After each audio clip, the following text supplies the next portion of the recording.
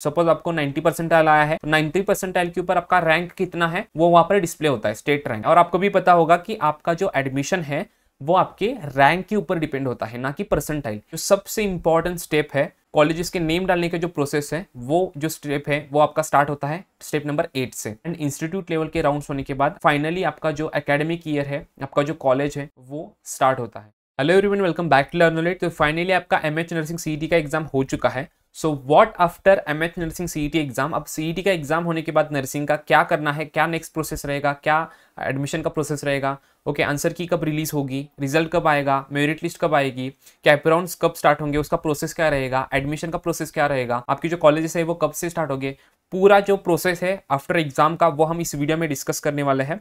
तो वीडियो काफी इंपॉर्टेंट होने वाला है सभी स्टूडेंट्स के लिए, तो वीडियो को आपको पूरा एंड तक देखना है क्योंकि सारा प्रोसेस आपको डिटेल में इस वीडियो में मिलने वाला है।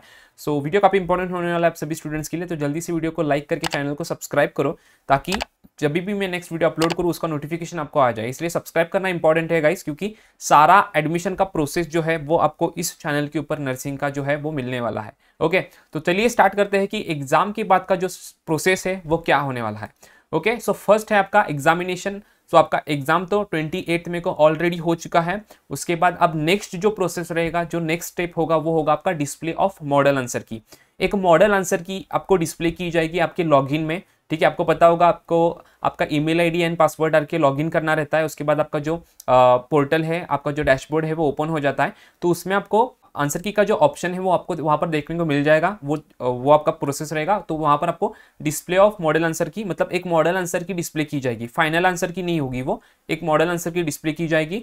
सो वहां पर क्या होगा, क्वेश्चंस आपके होंगे और आपने कौन सा ऑप्शन सिलेक्ट किया है और कौन सा ऑप्शन करेक्ट है वो वहां पर डिस्प्ले किया जाएगा। और बाई चांस अगर आपको लगता है कि जो सीईटी ने आंसर आपको शो किया है वो गलत है, ठीक है, एक दो क्वेश्चन में ऐसा हो सकता है कि सीईटी ने आपको गलत आंसर बताया हो, दिखाया हो, तो उस टाइम आप क्या कर सकते हो, उस टाइम आप थर्ड जो स्टेप है that is submission of objection. So objection जो है उस आंसर के ऊपर, उस पर्टिकुलर क्वेश्चन के ऊपर आप वो रेज कर सकते हो। ठीक है, ऑब्जेक्शन रेज करने का विंडो वहां पर ओपन होता है। तो उस टाइम आप जो है ऑब्जेक्शन रेज कर सकते हो आंसर की के पर्टिकुलर क्वेश्चन के ऊपर, अगर आपको वो ऐसा लगता है तो आंसर गलत है तो। ठीक है, सो वो सब सारा प्रोसेस होने के बाद आपका नेक्स्ट रहता है कि फाइनल आंसर की। फाइनल आंसर की आपकी रिलीज की जाती है।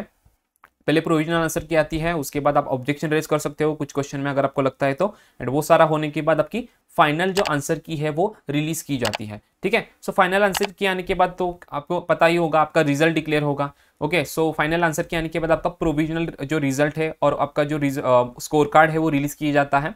उसमें आपका परसेंटाइल होता है। ठीक है, परसेंटाइल आपका कितना स्कोर हुआ, ठीक है, परसेंटाइल आता है उसमें, वो आपका डिस्प्ले होता है स्कोर कार्ड में। ठीक है, अब रिजल्ट आने के बाद नेक्स्ट प्रोसेस क्या होता है, रिजल्ट आने के बाद आपका नेक्स्ट प्रोसेस होता है वो होता है provisional state merit list. Result आने के बाद डायरेक्टली एडमिशन प्रोसेस स्टार्ट नहीं होता। रिजल्ट आने के बाद आपका एक मेरिट लिस्ट आता है, स्टेट मेरिट लिस्ट। उसमें आपके परसेंटाइल के अकॉर्डिंग आपका रैंक कितना आया है वो आपका मेंशन होता है। ठीक है, सपोज आपको 90 परसेंटाइल आया है तो 90 परसेंटाइल के ऊपर आपका रैंक कितना है वो वहां पर डिस्प्ले होता है, स्टेट रैंक। ओके, और आपको भी पता होगा कि आपका जो एडमिशन है वो आपके रैंक के ऊपर डिपेंड होता है, ना कि परसेंटाइल। इनडायरेक्टली आप बोल सकते हो कि परसेंटाइल के ऊपर ही डिपेंड होता है, क्योंकि परसेंटाइल से आपका रैंक डिटरमाइन होता है, रैंक के अकॉर्डिंग आपका कॉलेज आपको मिलता है। ठीक है, सो रैंक के ऊपर जो है आपका एडमिशन होता है। तो प्रोविजनल जो मेरिट लिस्ट है जिसके अंदर आपका रैंक है वो वहां पर डिस्प्ले होता है। प्रोविजनल आने के बाद फाइनल जो स्टेट मेरिट लिस्ट है वो रिलीज की जाती है। ठीक है, ये स्टेप नंबर 7 होता है।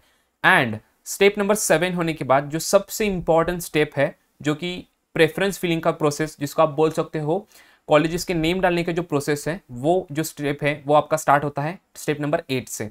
ठीक है, सो प्रेफरेंस फिलिंग का मतलब कॉलेजेस का जो नेम डालने का प्रोसेस है वो स्टेप नंबर 8 से स्टार्ट होता है। आपको कॉलेजेस के नेम्स डालने पड़ते हैं कैप राउंड 1 के लिए। ठीक है, सो कैप राउंड 1 आपका स्टार्ट होता है। उससे पहले आपको उस राउंड के लिए कॉलेजेस के प्रेफरेंसेस जो है, आपको कौन से कॉलेज में एडमिशन चाहिए उसमें से उसके जो नेम्स है आपको डालने होते हैं।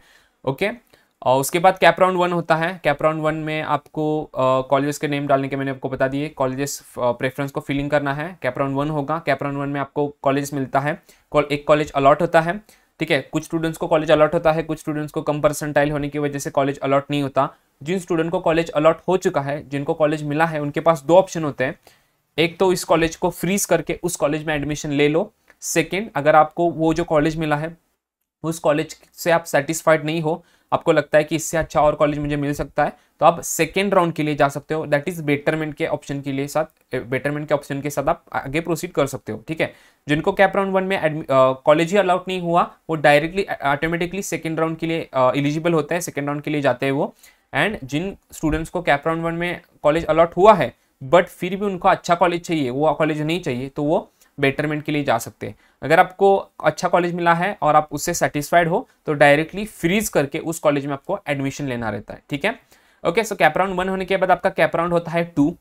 ओके, सेम कैप राउंड 2 होने के बाद आपका आ जाता है मॉपअप राउंड्स। ठीक है, सो नेक्स्ट प्रोसेस रहता है मॉपअप राउंड 1। मॉपअप राउंड 1 होगा, उसके बाद आपका मॉपअप राउंड 2 होगा। एंड वो ये सारे राउंड जो होंगे cap rounds and mop up rounds होने के बाद इंस्टीट्यूट लेवल के जो राउंड है, कॉलेज लेवल के जो राउंड्स है वो स्टार्ट होते हैं। ठीक है, क्योंकि सारे राउंड्स में जो कैप राउंड्स 1 है, मॉपअप राउंड है, उसमें सारे कॉलेजेस के सीट्स फिलअप नहीं होते, जो थोड़े बहुत सीट्स बचते हैं तो वो सीट्स फिलअप करने के लिए इंस्टीट्यूट लेवल के राउंड लिए जाते हैं। ठीक है, और कोई अगर स्टूडेंट्स को कम परसेंटाइल भी आया है तो एटलीस्ट इंस्टीट्यूट लेवल के जो राउंड्स है उसमें उनका एडमिशन हो जाता है। अगर बहुत ही कम परसेंटाइल आया है तब का बता रहा हूँ, बहुत ही कम परसेंटाइल आया है तभी भी आपका इंस्टीट्यूट लेवल के जो राउंड है उसमें एडमिशन आराम से हो जाता है। ठीक है, डोनेशन वगैरह भर के एडमिशन लेने की कोई ज़रूरत नहीं है। सो आप इंस्टीट्यूट लेवल के राउंड तक आप वेट करो, बहुत ही कम परसेंटाइल आया है तो अभी रिजल्ट तो आपका आ जाएगा। ठीक है, रिजल्ट के डेट्स तो मैंने आपको अपलोड किए हैं वीडियो से, आपको पता चल गए होंगे। ओके, सो उसके बाद लास्ट का जो प्रोसेस होता है वो होता है स्टार्टिंग ऑफ एकेडमिक ईयर। सारे राउंड होने के बाद cap round 1, cap round 2, mop up rounds and institute level के राउंड्स होने के बाद फाइनली आपका जो एकेडमिक ईयर है, आपका जो कॉलेज है वो स्टार्ट होता है। ठीक है, तो ये सारे प्रोसेस है गाइज, वो आपको पता होना जरूरी है। ठीक है, आप यहाँ पर देख सकते हो, पहले आपका डिस्प्ले ऑफ आंसर किया आएगा, उसके बाद आंसर की के ऊपर आप ऑब्जेक्शन रेज कर सकते हो, उसके बाद फाइनल आंसर किया आएगा, उसके बाद रिजल्ट डिक्लेयर होगा। रिजल्ट डिक्लेयर होने के बाद डायरेक्टली एडमिशन प्रोसेस स्टार्ट नहीं होगा, उसके बाद आपका मेरिट लिस्ट आएगा, फाइनल मेरिट लिस्ट आएगा। फाइनल मेरिट लिस्ट आने के बाद आपका प्रेफरेंस फिलिंग, कॉलेजेस के नेम डालने का जो प्रोसेस है वो स्टार्ट होगा। उसमें उसके बाद कैप राउंड 1 होगा, उसके बाद कैप राउंड 2 होगा, then mop up round 1, mop up round 2 and finally institute level के राउंड्स होंगे। और ये सारे राउंड्स होने के बाद आपका जो एकेडमिक ईयर है, मतलब आपका जो कॉलेज है वो स्टार्ट होगा। सो ये सारे टोटल 15 स्टेप्स है, वो आपको पता होने जरूरी है कि एडमिशन के बाद आपके सीईटी के एग्जाम होने के बाद ये सारे जो स्टेप्स है वो आपके होंगे एडमिशन के। ओके, होप सो कि आपको वीडियो पसंद आया होगा। वीडियो पसंद आया तो प्लीज़ वीडियो को लाइक कर दो, चैनल के ऊपर नहीं हो तो चैनल को सब्सक्राइब करो, शेयर करो। सब्सक्राइब करना इसलिए इंपॉर्टेंट है क्योंकि सारी वीडियोस के जो नोटिफिकेशन आपको तभी आएंगे जब आप सब्सक्राइब करोगे। ठीक है, सारा एडमिशन का वीडियोस आपको इस चैनल के ऊपर मिलने वाला है। ओके गाइज, सो मिलते हैं नेक्स्ट वीडियो में, तब तक के लिए बाय बाय।